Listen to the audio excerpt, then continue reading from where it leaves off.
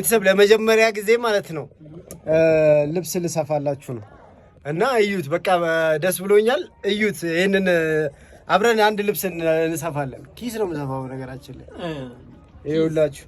ኪስ ስፌት ነው። ኪስ ያኛው ሳይሆን ለመጀመሪያ ጊዜ ማለት ነው ለህይወቱ ለመጀመሪያ ጊዜ ሲሰፋ ማሻአላ። እዩት። እቺ ነው የሰፋዋት።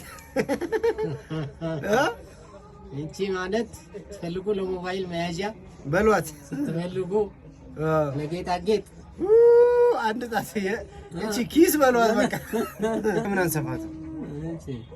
እቺን እንስፋት። ይኸው ኪስ እናርጋት። እቺን ኪስ ነው ማረጋት። ጀስት ለስልክ ምናምን ትሆናለች። እቺን እንደዚህ መረረረ ፍጥነት ወላሂ። አረ ረክተማ ታውቃለህ?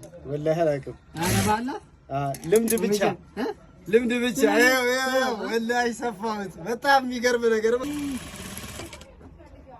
ኦኬ ጨርሶ ነው የሚሆነው ቪዲዮ ነገር ተመልካች ስለሚባል ይኸው እንደዚህ አድርጋችሁ ኪስ ለመጀመሪያ ጊዜ ማለት ነው። ይኸው